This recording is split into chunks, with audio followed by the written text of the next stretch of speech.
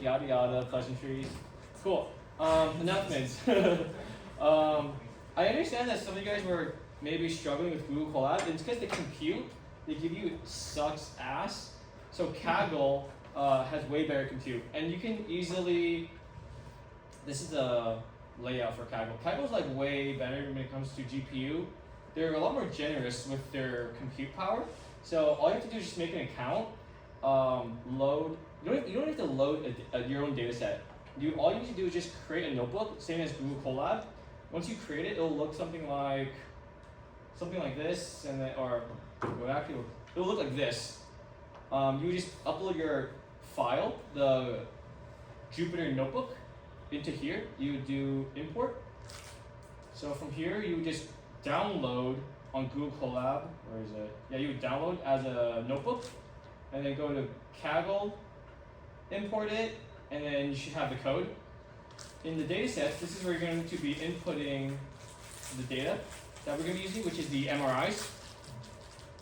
And the link is here, so you guys have access to it on the Canva.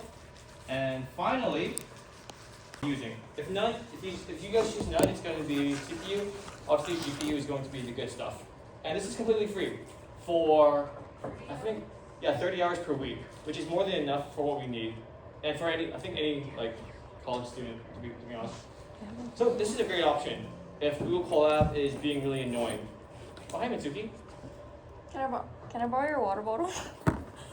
Can you use the tripod? This one? Yes, please. Forever? No, like just for now. How long? For your whole class.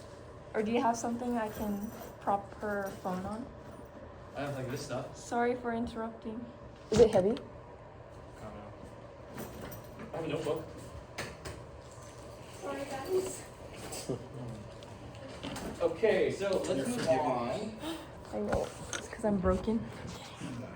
I hope you guys did the homework. Okay, so in terms of homework, I don't know how to regulate it so that you guys do it. I mean, you guys can submit it, but like the week before spring break, there were like, I think 15 of you guys when I was learning. So we instantiate a class.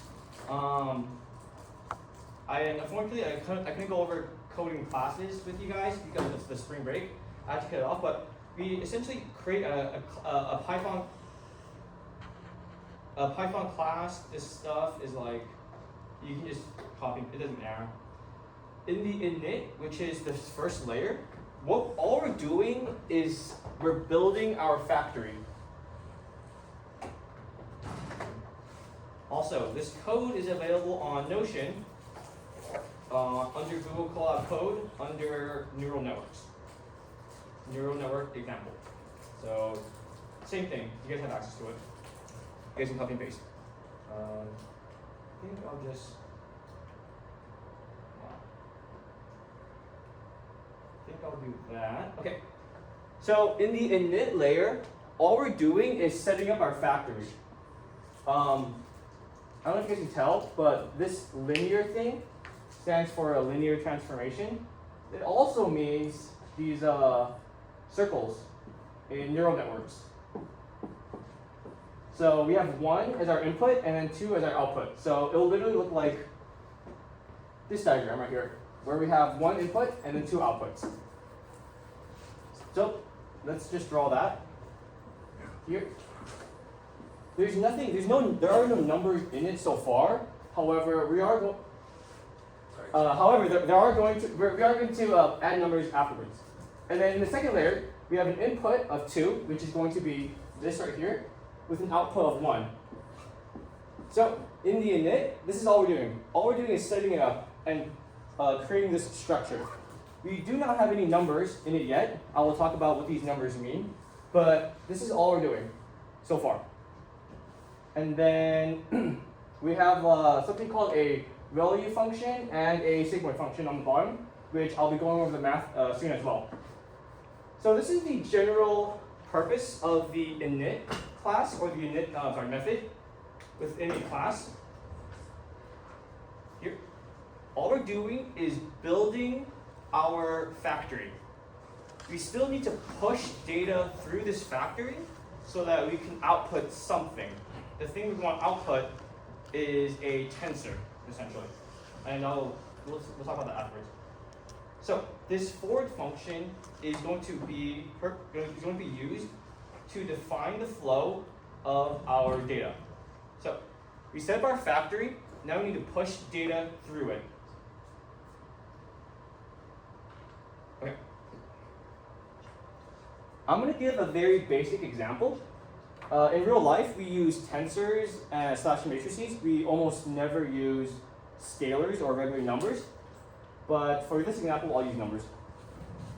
What's happening here is called a linear transformation. If you guys look at the PyTorch documentation, it's going to look something like, let's actually look at it.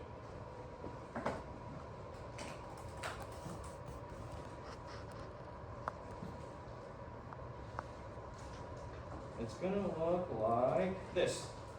Literally a linear transformation that you guys see in like y equals mx plus b, right?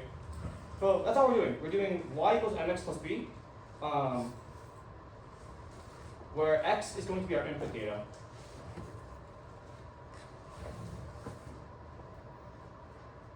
So the linear thing is here, is officially this, where x is our input data, and then w transpose is going to be our, w stands for weight, we'll talk about that afterwards, and then b is going to be our, it stands for bias, but in this function, it's like a y-intercept type of thing. So you guys are probably more familiar with this standard notation of y equals mx plus b, which is pretty much the same thing, just in 2 dimensions. This is in a higher dimension. So what we're doing in this line is we're taking our data and we're transforming it into a different vector space. So imagine if our data lives here, we want a way to wrestle and wrangle it so that our data could live closer to here, for example. And we do that by linear transformations, or by any type of, any type of linear algebra transformation. In this case, we're going to be using a linear transformation. So if our data is here, and we have an input of 1 in this example, as per this line of code, this parameter, let's just say it's like 0.7. It has an output of 2, so these 2 nodes here. What we're doing is exactly this. We're taking our 0.7, we're going to be multiplying it by something. We can call it a weight sub 1. Same thing here, 0.7 multiplied by a weight sub 2. And then we're going to be adding a bias. So I'll just put b sub 2 and then b sub 1. So, any questions so far on this linear function? Okay, cool. After that, we see here that there's a ReLU, there's this code here, says there's a ReLU function. ReLU is a activation function. An activation function's sole purpose is to break linearity for our model so that we can model complex forms. So if our data looks like this, and we want to create a line that best fits that data, we need a way to break that. Currently, all we have right now are straight lines. But we need to break this line at each point, or at points where it matters, so that we can curve. And an activation function does that. The reason why I use ReLU is for a couple of reasons. It's the most popular. It's also the most very computationally efficient. The function itself is literally this. So the max between 2 numbers, 0 or x, so it's never going to be a negative number. It's always going to be either 0 or x. Graphically, it looks like this. Negative, or anything that's negative is 0, and then y equals x, right? So that's this graph right here. That's all it does. All we need to do is break linearity, like I mentioned. It also adds expressivity to our model, so our model could model data a lot better in the real world, because data in the real world can be really complicated. So we have our equation here, and this equation is going to live in this new circle. So whatever this number is, it doesn't matter what the number is. Let's just say 0.9 and then 0.8. And then we do the ReLU activation function on each of these numbers, this 0.9 and this 0.8. So obviously 0.9 and 0.8 is above 0, so we're going to keep it as 0.9, 0.8. But if this one was obviously like negative 0.8, then we would be doing 0. So the values in these neurons are going to now be 0.9 and 0 after the ReLU activation function. Typically, in math papers, a activation function is always going to be symbolized as the sigmoid. Not sure why, but that's just the way it is. So check this out. Yep. So we're going to be coding this in 2 weeks.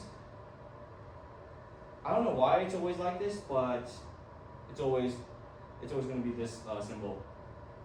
And there's another research paper that probably that does the same thing. Yep. So we'll just keep that convention moving forward. And as you guys can see, after the ReLU of the ReLU activation function here, which is where we're at, we do the same thing again. This time, the output of this function and the output of this function is going to be used as the input of our next function.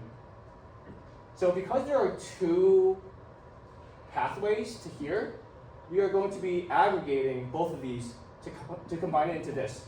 So it's going to be 0.9 from here plus 0 from here. I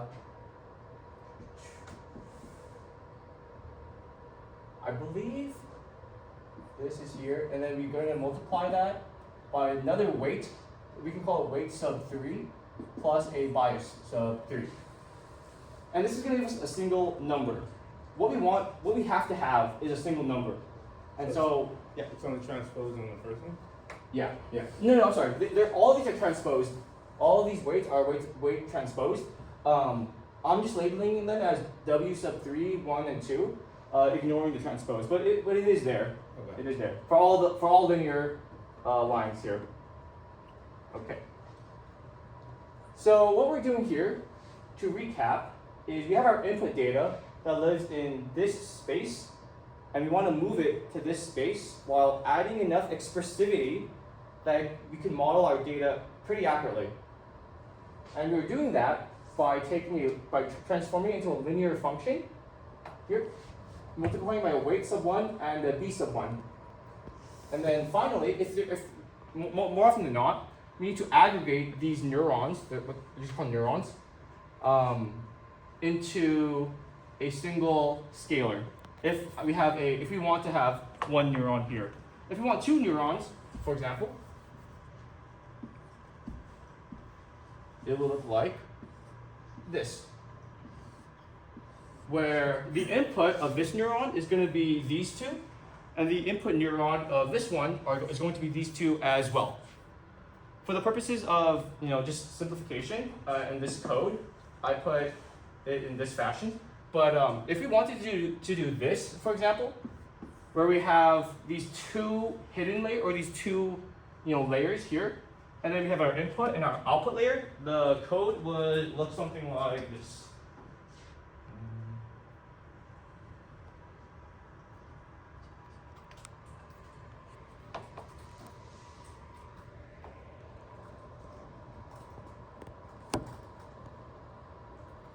So the second layer would have an input of 2 layers and an output of 2 layers, and then the third layer would have an input of 2 layers and then an output of 1 layer. Something like that. In our situation, we want to predict whether someone has Alzheimer's or not, which is a single number. In computer science, it's always going to be binary if we do that. And if it's binary, we want one number. The number is going to range between 0 and 1, where anything above 0.5 is Alzheimer's, and then anything below 0.5 is a healthy patient. Okay, so let's get back to the W sub 1 and B sub 1. These are going to be called parameters. So a parameter is going to be a number or a value that is in a matrix, in a tensor, whatever.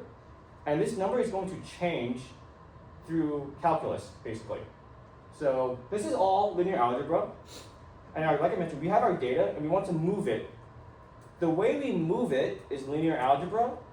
The direction at which we move it, instead of moving it from here to here, we want to move it from here to here, is with calculus.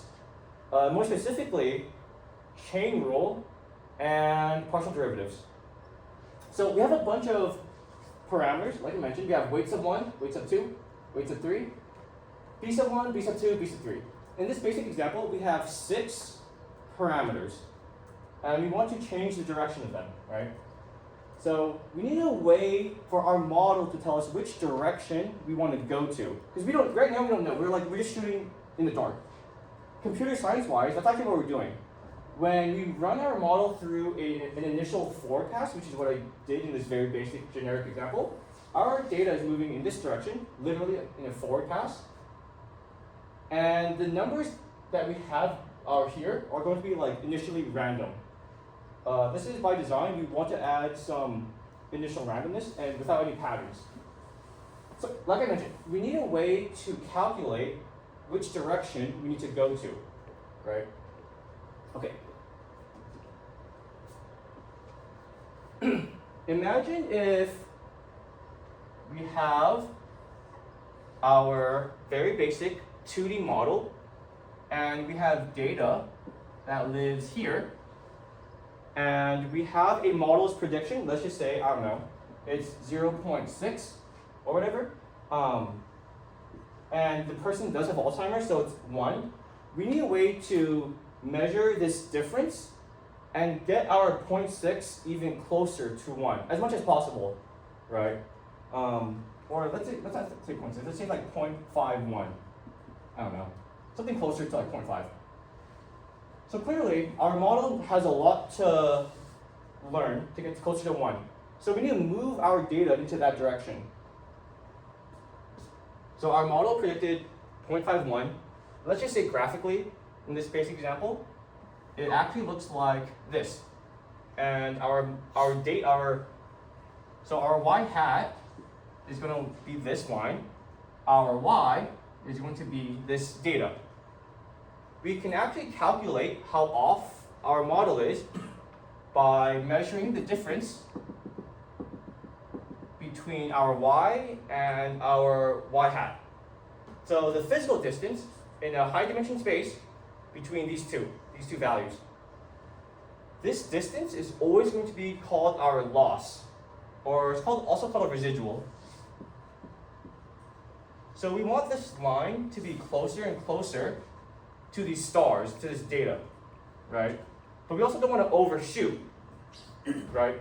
So this is going to be our graph of our loss. Imagine if we take this line, our y hat, and we keep moving it upwards, infinitely, or not infinitely, but we just keep moving it up, even past our y. The graph would look something like this. Okay. Let's for our x-axis, I'm going to call it something called an epoch, and then our y-axis, I'm going to call it what's it called? Our loss. So our y-axis is going to be the accumulation or the summation of all the loss. So right now it's a lot. We can plot that here in this high point, generally speaking. And then as we move our y hat closer to our data, our loss is going to be a lot less. So it's going to be like close to like here. It's never going to be 0, by the way. So I'm going to just put it really close to the x-axis, which is 0. And if we have our y hat as here, then our loss is still going to be really high, right? So if we move our y hat iteratively through each epoch, this is epoch 1, epoch 2, epoch 3, 4, 5, 6. Our graph is going to look like this. Basically like a parabola. We want our loss to be as low as possible. So this dot right here. And like I mentioned, we can use calculus, or especially derivatives, to get to that point.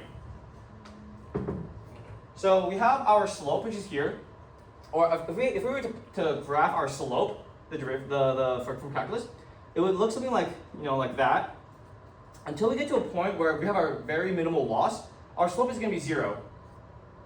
For those of you guys who have taken Calc 3, you guys don't need to take Calc 3 to understand this concept, but we need this thing called a gradient, or a gradient vector. A gradient vector is going to be essentially a list of all of the derivatives for our parameters. So that's what we're going to be using to calculate, or to tell our machine to move our y hat to this point and to stop here. So it's going to look something like this. We have all these parameters, right? Weight sub 1, 2, 3, bias sub 1, 2, 3, and for every single one of them, we need to tell it to change directions. And we're going to have to do that for each individual one, because they all play a role in this whole prediction of our model. So, and we want to go downwards. Most often, every single time our model makes a prediction, it's always going to be high, and we want to get to a low point because we want to minimize the loss. So we need to throw in like a negative in there somewhere, generally speaking, right? We want to go down, not up. If we want to go up, we have like an addition or positive, but down we want to go negative. So in Calc 3, the symbol for a partial derivative with respect to any variable, in this case our weight sub 1, 2, 3, y sub 1, 2, 3, is going to be this sign. Our function is going to be called a loss function, and I'll talk more about that soon. And our variable is going to be any weight or bias, sub 1, sub 2, sub 3, whatever. So yeah, this is just the partial derivatives. And like I mentioned, we need a negative sign. So we're going to tack on a negative sign here. And then, yeah, this is just the partial derivatives. And so I'll speak about the loss function here. Like I mentioned, we need a way to calculate our loss so that we can punish a really bad prediction and make accurate predictions happier. Like I mentioned, we have from the math class, I went over a function called mean square error, and that just stands for, that stands for,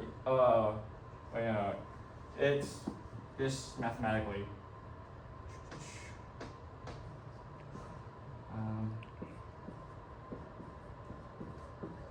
So we take our y hat, we subtract it with our y, and this could be a matrix, it could be a tensor, it could be a scalar, it doesn't matter what it is. We're just going to be subtracting two things that have the same tensor shape, and we're going to get either a negative or a positive number. It doesn't matter what number we get. And this is going to represent the distance between this point and this point. And then we're going to do that for our next data point, distance between this, and so forth and so forth. So in this example, it's just 3. So n equals to 3 in this basic example. We take the difference between them, and we square it. The squaring is really important because, one, distances can never be a negative number, obviously, so there's some physics behind it. And then 2, we want to punish high numbers. So if this number is above 1, it's going to be even bigger, right? So if it's 2, and we square it, it's going to equal to 4. If it's 0.5, and we square it, it's going to be 0.25. We're punishing larger differences and rewarding smaller differences. And you can do that with a square, with just a square. And then the 1 over n summation 0 to n is just an average. This is a very common loss function. And like I mentioned, the loss function is going to give us a single number that tells us how off our model is from the true data. However off we are, we can relay that information back to every single parameter, weight and bias, and make adjustments to our weights and biases. When we make those adjustments, we're going backwards. So this whole process, this entire thing, going backwards, is called backpropagation, which is the most fundamental theory in neural networks. Jeffrey Hinton, he's from the University of Toronto. He came up with this in the 90s, and he won a, what's it called? The Nobel Prize in Physics for it a couple of years ago. But yeah, so we're going backwards now. In this example, we have 0.51 as our model's prediction, our y hat. We have 1 as our y, and then we need to calculate a loss between these two. Basically, what's the difference between these two? From that loss, we're going to get a number like 0.59. And with 0.59, we're able to use, I'm not going to actually do this, but we're going to use this number, and we're going to calculate the partial derivative with respect to every single parameter here, our weight and our bias. We do that every single time for one backpropagation. If we do this same thing again, we are going to be updating our weights and biases now. So once we update it, once we go back to another forward pass, which is going to be our second epoch, our second iteration, hopefully 0.51 will be actually closer to 1. It will be, probably will be. Thus, making our loss even smaller. So in the next round, it could be like 0.3, for example. So that's what's happening here.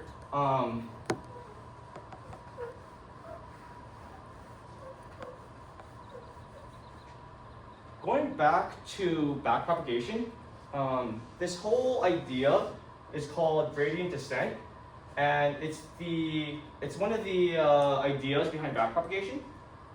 The full equation,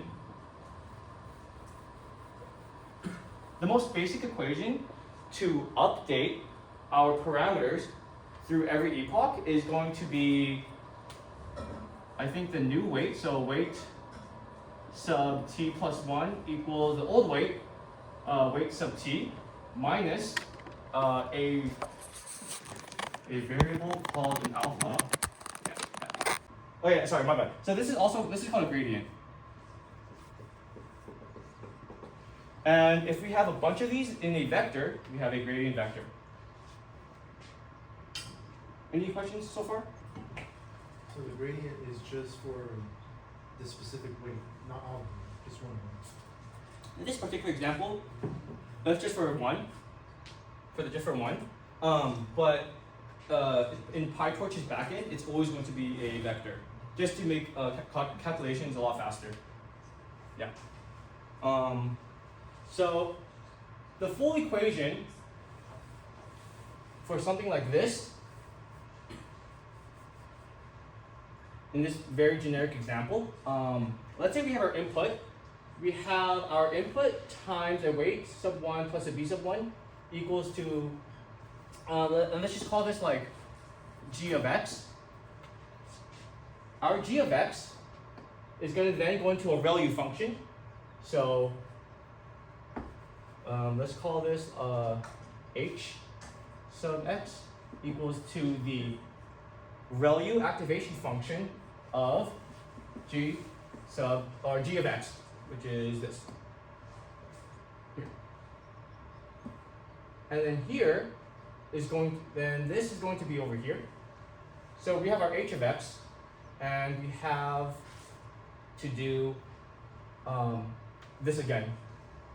So let's call it 8f of x is going to equals to our linear function. So it's going to be here of h of x multiplied by a weight sub whatever 2 plus bias sub 2.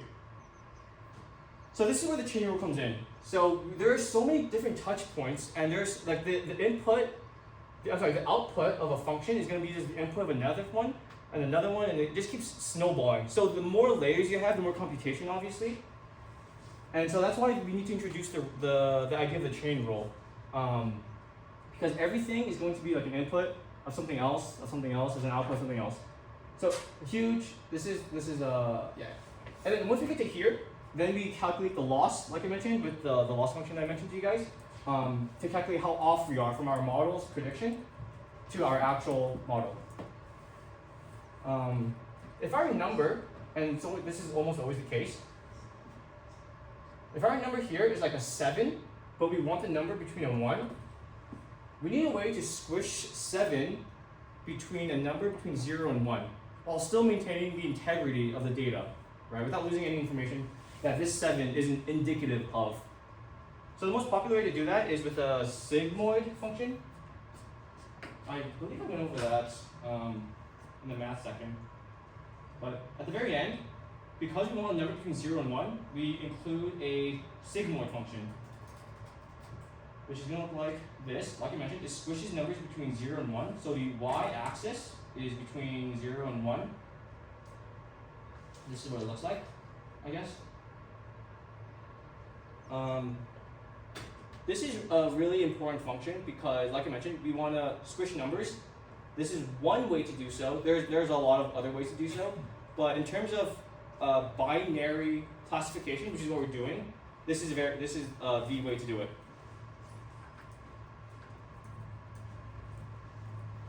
So, like I mentioned in the forward pass, this is when we're actually moving information through it in this forward pass. Okay. Any questions so far on neural network like math stuff? Yes. Just to clarify, so research papers, activation functions, regardless of whether it's sigmoid or NH or mu, it's always represented by the sigmoid symbol? Yeah, I don't know why, but yes, the answer is yes. I just think it's like standard practices at this point, so everyone just does it. But yeah. Any other questions? Yes. I was just wondering. Oh, Yeah, sure. Yeah. I was just wondering. There was a point where you mentioned that a model, if it learns the data too well, what's the difference between that and you trying to get get that? I guess get it down. Yeah, that's a great question. I'll go over that in a couple of slides. Oh. But yeah, that's a great question that I will address.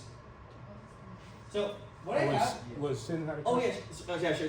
Go ahead. No, I was just wondering, it's a segment function, does it ever reach with 1 or 0? Why does it look like this? Exactly. Oh yeah. Okay, so the higher the number is, like if it's a 7, 8, 9. I mean, honestly, anything above, I think like a 2 would be so close to 1, like it'd be like 0.9999999. So the higher this number is, the more likely it is to be towards 1, for example, after our sigmoid function. The lower this number is, like 0.0001, after our sigmoid function, it's going to be very close to 0. This is really, I mean, it sounds very obvious, but this is very important because large numbers obviously will affect our model very heavily.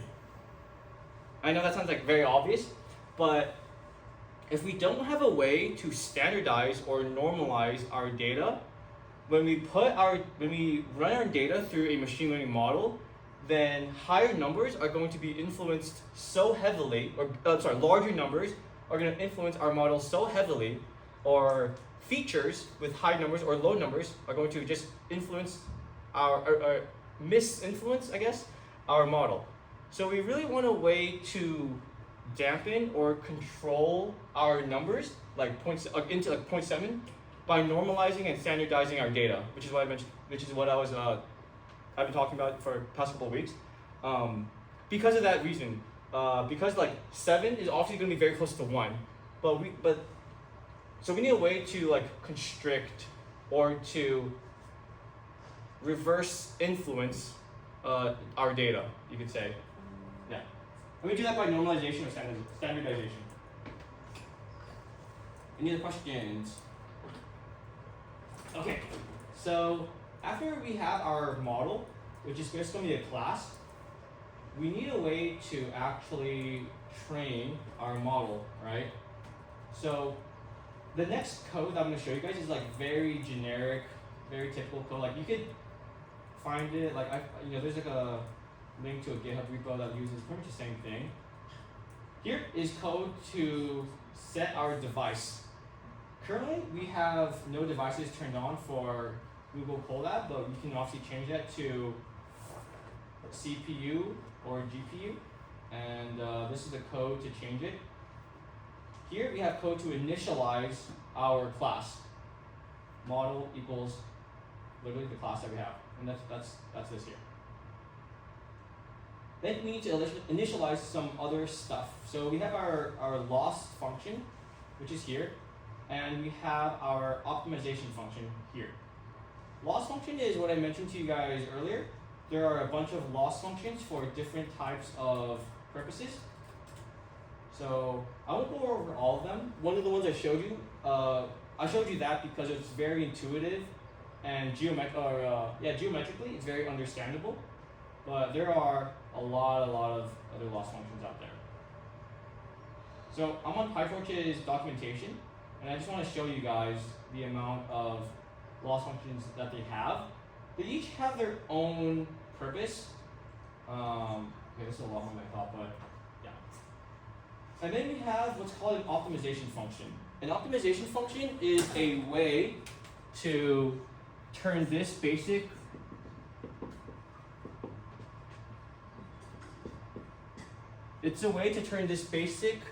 function that updates our weights and biases, our parameters, into more fancy stuff. The most popular type of loss function, bar none, is called an atom function, which looks like this. Okay, yeah, that's too much.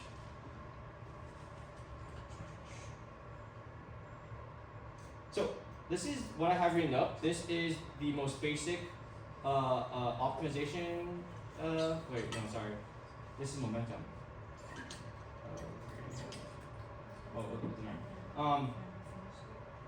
The atom function combines two existing ideas called momentum and RMS prop. I won't go over them too much, but it's basically combines these two algorithms into one. Yeah, it's pretty complicated. But honestly, if you guys do want to go over the math together, we can go over that privately. This is really cool math stuff that I'm really interested in. But all I'm doing here is initializing my optimization function as the atom function. LR. LR is going to be a parameter that we as the engineers need to set. LR stands for learning rate. Learning rate is going to be this alpha here that I mentioned to you guys. So as per the code, it's a very small number, 0.0001. We multiply 0.0001 by this number, and so this overall is going to be a very small number. What this means is that we're going to be taking baby steps so as to not overshoot to our local or global minimum. We want a way to make this small so that as we're walking down this hill, we can be like, okay, guys, we're making sure we're going the right direction. We're not messing up. This is the correct direction we want to go to. If we don't have this, or if we do have this as a big number, we're definitely going to like overshoot and go in the wrong direction. Yeah, like zigzag. That's a possibility as well. So that's what the learning rate does.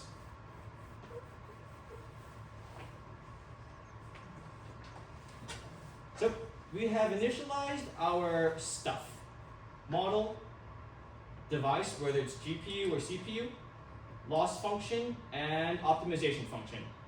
Now we need to actually train our model so that we can update our parameters. The parameters of a model is everything. So if you guys look up stuff like how large or how much quote unquote smarter is ChatGPT 5 versus ChatGPT 4, it's almost always going to give you the number of parameters. How much smarter is GPT-5 versus.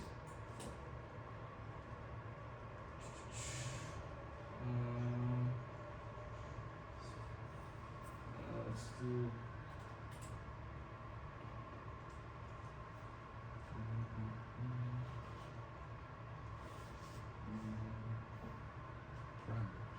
Parameters. There we go. I mean, there's a lot of other ways that they. Is that 300 billion? Yeah. So 300 billion to 400 billion is the number of weights and biases in their model. So this is always going to be a big number, which is why NVIDIA is such a rich company, because everyone wants to buy their compute, because they're able to do matrix multiplication at an insanely fast pace, and they're able to do it in parallel. So a bunch of basic computations very quickly and in a large setting, which is very different inherently from CPU, because while CPU could handle general tasks like play YouTube, download a movie, and whatever, GPU is specifically only for this type of computation, which is also why NVIDIA was really popular for video games. Graphics processing, I should say. So let's begin our training loop. We are going to do 25 loops, so 25 back and forths. And this number is a number that we could change. This loss function is a number that is a loss function we can change. The optimization function is something that we can change. Because these are parameters that we can change, they're called hyperparameters. I don't know why, that's just what they're called. Parameters are things in the models that can't be changed. We can change them only through backpropagation. So to begin, we set our model to training mode. Training mode allows our model to activate in its backend this thing called normalization, or specifically batch normalization and dropout. I'll be talking about both of those really soon afterwards. And we want to calculate how much loss we have. So we're going to initially have it set to 0. This loss, like I mentioned, is going to be how far off our y hat is from our y. Finally, we have the meat and potatoes of everything. We have our training loop. So we have another for loop. The reason we have a for loop and not training our entire data is because if we have our data and it looks like this, PyTorch, the main library that we're using, if anything, I think other libraries are similar in this regard, we need to create a way to suck in data while not sucking in all of it, because it's going to be way too big. We do that by creating a data set. It's literally called a PyTorch data set, and then a data loader. So what the data set does is it creates indexes of the data we want. So you can think of it as like an index retriever on steroids. The types of data sets, or the types of indices we want, would come from our data loader. And our data loader is also going to specify something called a batch size. I don't know if you guys did your homework. If not, it's cool. I'll probably send you guys all this code anyways. We have our data loader here, and our input is going to be these data sets. And we have a parameter called batch size. Batch size is literally what it sounds like. We want 32 pieces of data from our humongous data. So our data loader is going to talk to our data set. And our data set is going to be like, okay, you want these indices, you want these indices, and you want these indices. Let me go fetch that here.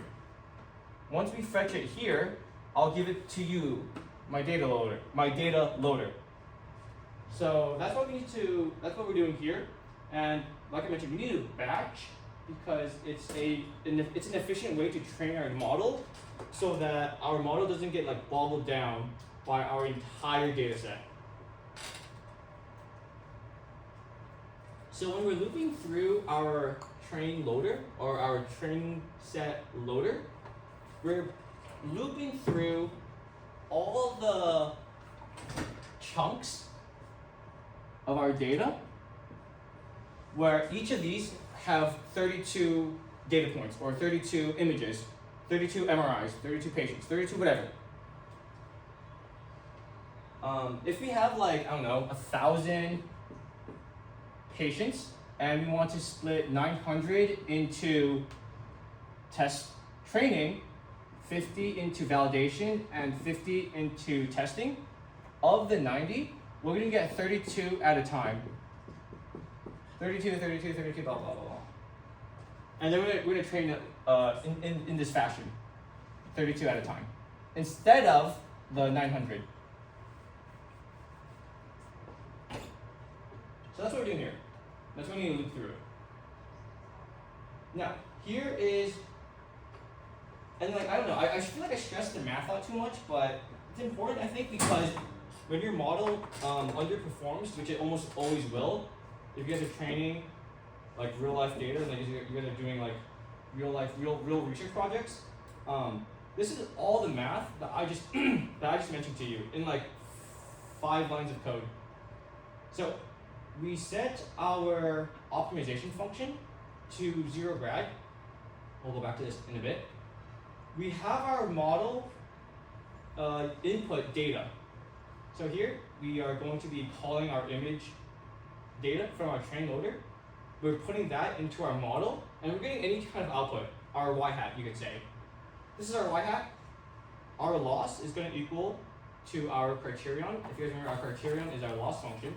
It's going to have 2 inputs: our output from our model and the actual label.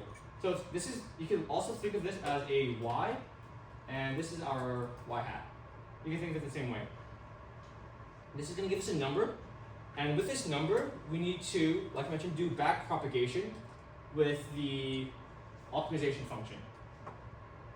So we have our loss dot backward, and this is going to calculate the gradient for each parameter at every single layer of our neural network. Once we calculate that, we can update our new parameters using the optimizer, which is going to be our this line dot step, and that's it. That's literally it.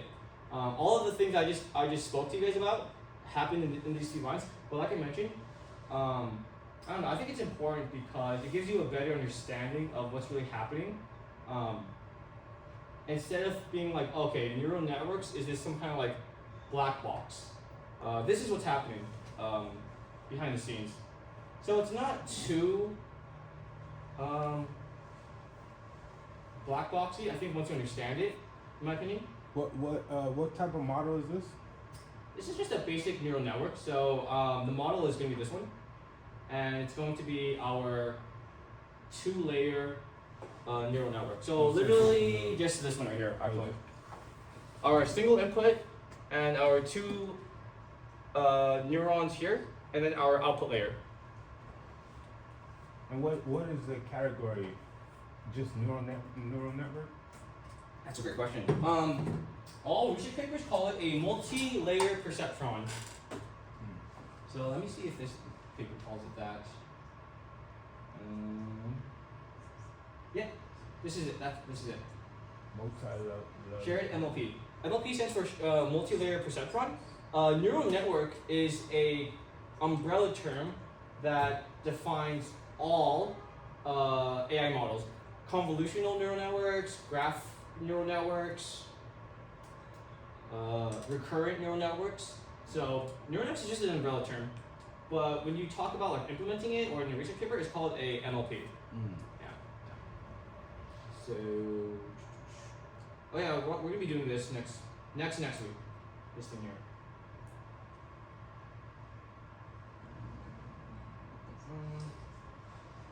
Cool.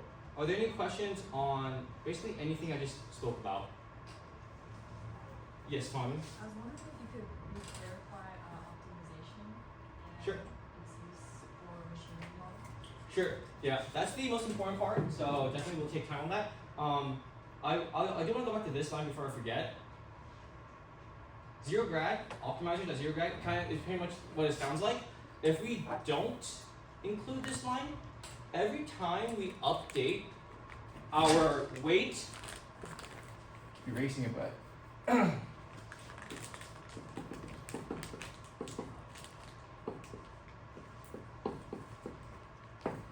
so our gradient, like I mentioned, is only this thing. If we do not include 0 grad. We are adding the previous gradient and keep doing that. So we need a way to to zero it out, and that's what this line is doing. So to answer Tawny's question, I think it'll be best if I show an example or an animation,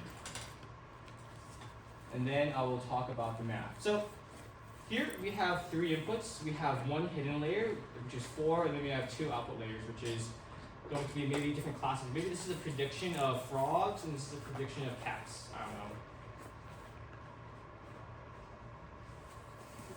Gradient descent is what Tawny was asking about, which is the process of how our model is learning. To make it easier, rather than struggling to imagine a function with 13,000 inputs, just imagine a simple function.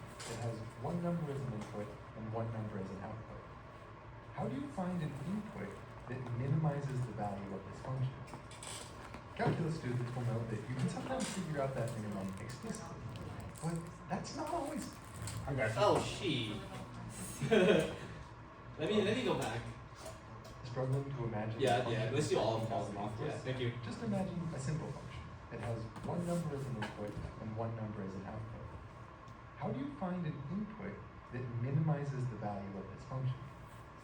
Calculus students will know that you can sometimes figure out that minimum explicitly, but that's not always feasible for really complicated functions. Certainly not in the 13,000 input version of this situation for our crazy complicated neural network class function. A more flexible tactic is to start at any old input and figure out which direction you should step to make that output lower. Specifically, if you can figure out the slope of the function where you are, then shift to the left if that slope is positive, and shift the input to the right if that slope is negative. If you do this repeatedly, at each point checking the new slope and taking the appropriate step, you're going to approach some local minimum of the function. There's also this GIF. So iteration and epoch means the same thing. The red ball rolling is where your loss is occurring. So the y-axis is loss, the x-axis is going to be like iterations. And so what you want to do, obviously we don't have this black line given to us when we are building a machine learning model. This is just there. But we want to approach our global, or ideally a global minimum. The analogy that is very common, and you'll find this in Wikipedia, is if you are on top of a mountain and it's very dark, you can't see, but you have a flashlight that can only light up like 10 feet in front of you, not the entire way through, and you want to get down this mountain as soon as possible, you just follow your flashlight, walk in that direction that you think is the fastest downward, steepest slope, and then walk for like 2 minutes, assess the situation, flashlight around you, and then choose that direction. And just keep iteratively going down this hill. That's what gradient descent / optimization function / backpropagation is all about. Okay, so can you turn the light back on, please? Thank you very much. I will go over the math for it real, and then we can take a break. So.